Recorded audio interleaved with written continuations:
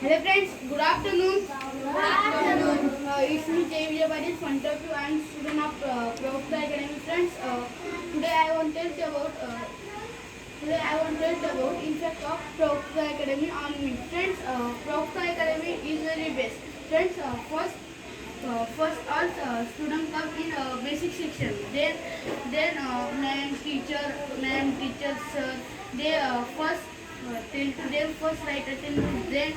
Then they give to just that ABCD, just Barakhadi and etc. Then ma'am, neither sir give to them spelling Marathi to English and English to Marathi. Then book also and grand book also and notebook also. Friends, you all do just that things. Then after you come digital theory, noun theory, speaking section. So you have you I want tell to you 1 month all come in the digital theory. No, yes or not? Yes. So do study proper. They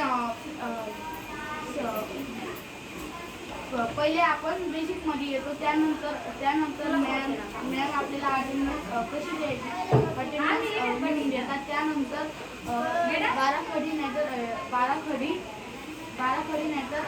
ABCD शिकवतात. त्यानंतर ma'am तुम्हाला grand मध्ये नाहीतर नोटबुकमध्ये spelling शिकवतात, Marathi to English आणि English to Marathi. तर त्यानंतर तुमचं बेसिकचा कोर्स झाला का तुम्ही थेरीमध्ये येतात.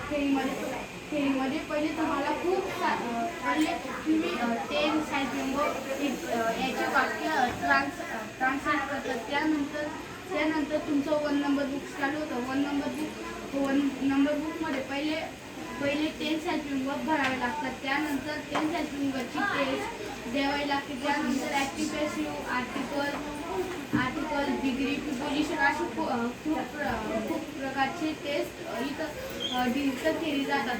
तुमची डिजिटल थेरी कंप्लीट झाली का तुम्ही खालच्या थेरी देतात. खालच्या थेरी झाल्यानंतर पहिले मॅम तुम्हाला फॉर्म्युला एक्सप्लेन करून देतात. तुमचा फॉर्म्युला एक्सप्लेन झाला का मग फॉर्म्युला एक्सप्लेन झाला की तुम्हाला नोटबुकमध्ये लिहावं लागतं.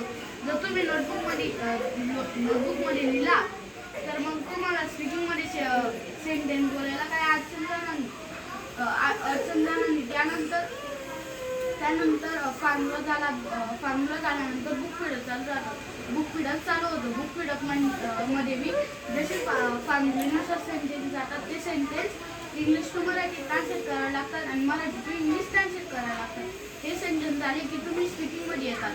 मग स्पीकिंगमध्ये आल्यानंतर पहिले तुम्हाला सब्जेक्ट चार्ट दिला जातो. सब्जेक्ट चार्ट दिल्यानंतर तुम्ही तिथून एक सब्जेक्ट चूज करतात, म्हणजे एक सब्जेक्ट निवडतात.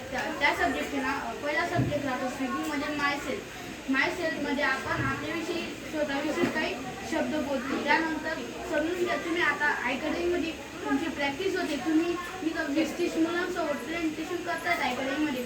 जर तुम्हाला भविष्यात बोलून चान्स मिळाला कुठं बाहेर 2,000-3,000 लोकांसोबत तर त्यावेळी तुम्ही जाऊ शकणार नाही. आणि ब्रिंग दॅट बुक स्पीकिंगमध्ये विविध प्रकारचे बुक राहतात. जसं spoken English, 3 number book, 4 number book. आता हे जे सेंटेन्स आहेत ते 3 नंबर बुकमधून आहे. कारण की ते सेंटेन्स आपल्याला जर कोणी बाहेरच्या माणसाने विचारलं, ते बाहेरच्या सरांनी विचारलं की याचं काय द्या, तुम्ही त्यावेळी सांगशाल की जसं क्रश म्हणजे काय. जर कोणी विचारलं तुम्हाला क्रश म्हणजे काय त्यावेळी तुम्ही सांगता कुबड्या. त्यानंतर स्पीकिंगमध्ये आल्यानंतर स्पीकिंगचा एक रूल आहे, कंपल्सरी इंग्लिश बोलावं लागतं आणि इंग्लिशमध्ये सगळं डिस्कशन करावं लागतं. बस इतकंच. सगळे लवकर बेसिक करा आणि स्पीकिंगमध्ये या. थँक्यू.